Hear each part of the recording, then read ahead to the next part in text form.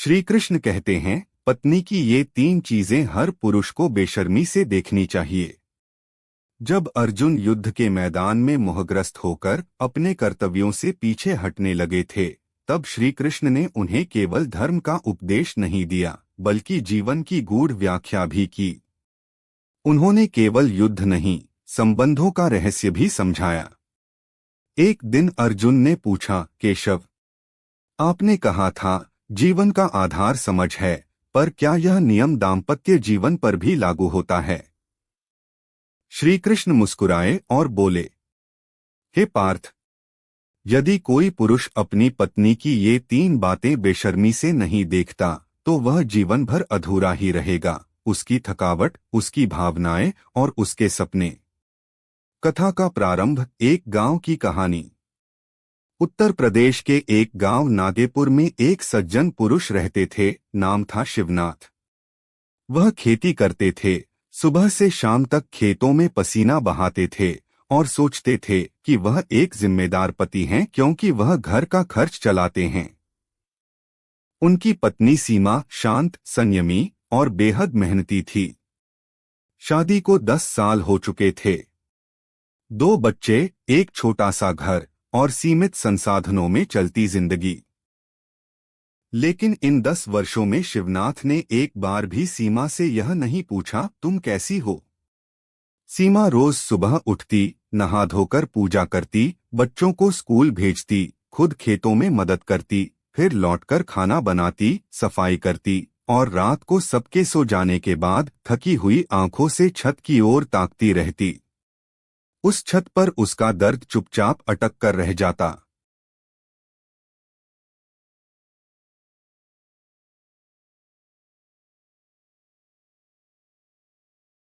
पहला पक्ष, पत्नी की थकावट को देखो।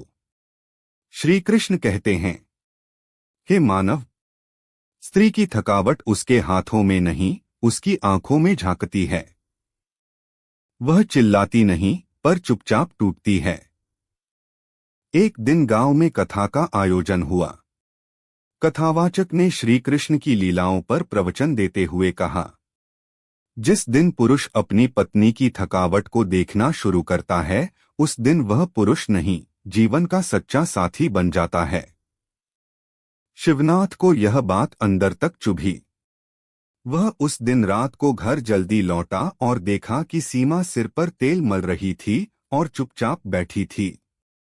उसने पहली बार ध्यान से देखा। उसकी आंखों के नीचे काले घेरे थे, माथे पर हल्की झुर्रियां थीं और उसकी हथेलियों में खुरदरेपन का एहसास था। शिवनाथ के मन में हलचल हुई। उसने पहली बार अपनी पत्नी को इंसान की तरह देखा, जो सालों से थकती आ रही थी, पर कभी शिकायत नहीं की। अगले दिन वह सुबह उठकर खुद चूल्हा जलाने लगा। सीमा चौंकी, ये क्या कर रहे हो?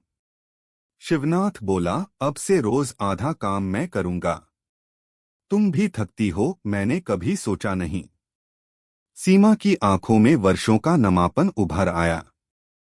वह कुछ बोल नहीं पाई, केवल मुस्कुराई। दूसरा पक्ष, पत्नी की भावनाएं सुनो। श्री कृष्ण कहते हैं, स्त्री केवल देह नहीं, वह संवेदनाओं का समुद्र है। यदि उसका पति उसे सुनने वाला नहीं है, तो वह जीवन भर भीतर ही भीतर डूबती रहती है। शिवनाथ ने अब सीमित शब्दों की बजाय उसके मौन को सुनना शुरू किया। सीमा जब चुप रहती, तो वह समझने की कोशिश करता कि उसके भीतर क्या चल रहा है। एक शाम सीमा खामोश थी। उसने पूछा, कुछ हुआ है? सीमा ने कहा, कुछ नहीं। लेकिन उसकी आंखों की नमी कुछ और कह रही थी। शिवनाथ ने उसका हाथ थाम लिया। मुझसे कहो, तुम क्या सोच रही हो? सीमा ने धीमे स्वर में कहा, मैं कभी अपने पिता के घर जाती थी तो माँ से बातें करती थी। यहाँ तो जैसे मन की बात कोई सुनता ही नहीं। कई बार लगता है मैं इस घर में हूँ, पर कोई देखता नहीं।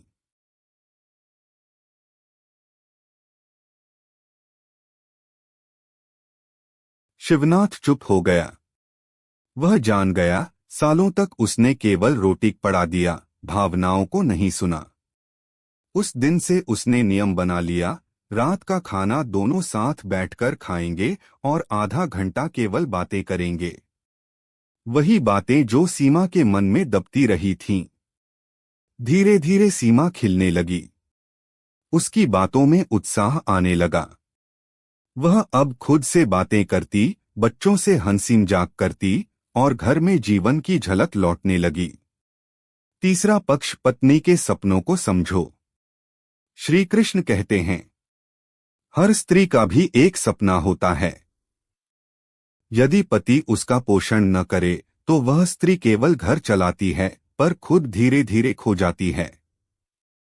एक दिन सीमा अपनी पुरानी किताबों में कुछ खोज रही थी।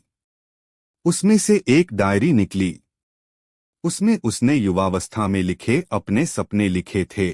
मैं एक दिन सिलाई सेंटर चलाऊंगी जहां गांव की लड़कियों को मुफ्त प्रशिक्षण दूंगी। शिवनाथ ने वह डायरी चुपके से पढ़ ली। अगली सुबह वह बाजार से एक नई सिलाई मशीन लेकर आया। सीमा चकित हो गई, ये किस लिए? शिवनाथ बोला, तुम्हारे सपनों के लिए। मैंने वह डायरी पढ़ी। अब तुम वही करोगी जो तुम चाहती थीं। सीमा की आंखें भर आईं। उसने कहा, मुझे लगा था, अब मेरी उम्र निकल गई है। शिवनाथ बोला, श्री कृष्ण ने कहा है, सपनों की कोई उम्र नहीं होती। जब तक वे भीतर जलते हैं तब तक जीवन सच्चा होता है। धीरे धीरे सीमा ने गांव की लड़कियों को सिखाना शुरू किया। 3 महीने में ही 8 लड़कियां उसकी शिष्य बन गईं। गांव में उसकी पहचान बनने लगी। अब वह केवल शिवनाथ की पत्नी नहीं थी, वह सीमा दीदी बन चुकी थी, सम्मान, आत्मनिर्भरता और आत्मगौरव की मूर्ति।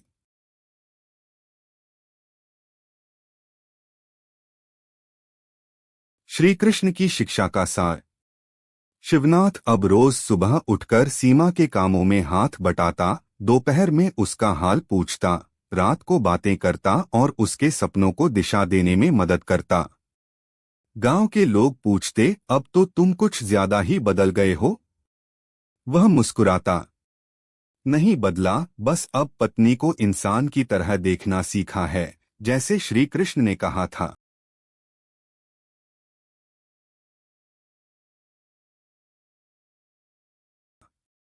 अंतिम वचन।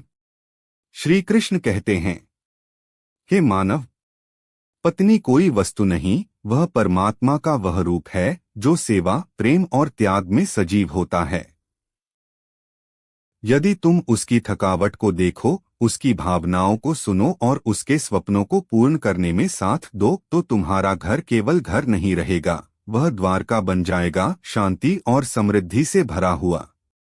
अगर आप श्री कृष्ण जी के सच्चे भक्त हैं तो चैनल को सब्सक्राइब करो और वीडियो को लाइक करके कमेंट में जय श्री कृष्णा लिख दीजिए।